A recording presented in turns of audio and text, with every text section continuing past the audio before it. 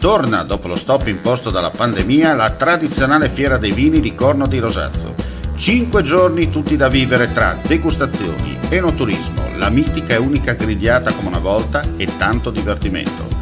Il tutto all'aria aperta, di giorno e di notte, anche in caso di pioggia. Se sei un vero adoratore di Dio Bacco, a Corno devi andare perché chi beve solo acqua ha un segreto da nascondere. Fiera dei vini a Corno di Rosazzo, ingresso libero.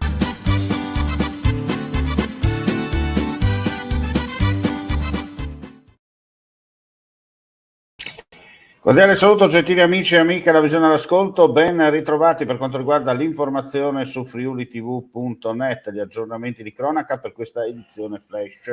Un anziano residente in provincia di Udine è stato arrestato e migliaia di file pedopornografici sequestrati. È il bilancio dell'operazione condotta dalla Polizia Postale di Trieste e Udine sotto la direzione della Procura del capoluogo giuliano con il coordinamento del Centro Nazionale di Contrasto alla Pedopornografia Online di Roma. Gli agenti sono riusciti a risalire al profilo di un utente che, approfittando dell'anonimato, inviava e riceveva numerose immagini e video ritraenti minori impegnati in attività sessuali. Adesso andiamo a Monfalcone per un'operazione antidroga. A seguito di alcuni servizi di monitoraggio del territorio in borghese, il comando della polizia locale intercettava in un parco un consumatore di sostanze stupefacenti e nello specifico risultava in corso il consumo di marijuana. Le indagini permettevano di identificare la presunta identità del soggetto che aveva venduto la sostanza e su disposizione della procura di Gorizia veniva emesso un decreto di perquisizione locale e personale a carico di un 18enne residente a Monfalcone. Effettuata la perquisizione, anche con l'ausilio del cane antidroga della Guardia di Finanza, il personale della polizia locale rinveniva presso l'abitazione 70 grammi di sostanza stupefacente insieme a grinder, strumento per sminuzzare le sostanze, e bilancini di precisione. La sostanza stupefacente veniva sottoposta a sequestro.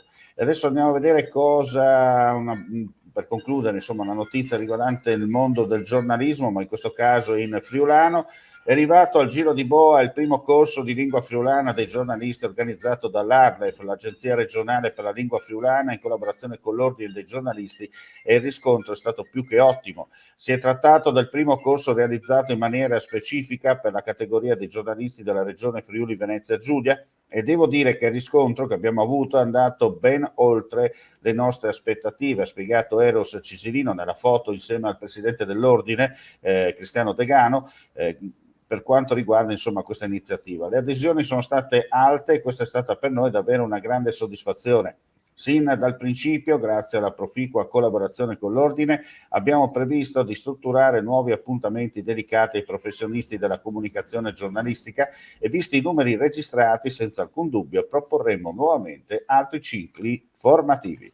E con questa notizia chiudiamo qui questa edizione flash. Vi ringraziamo come sempre per la visione all'ascolto. Ulteriori news sul nostro sito friulitv.net. Non resta che augurare a tutti voi un buon proseguimento di giornata.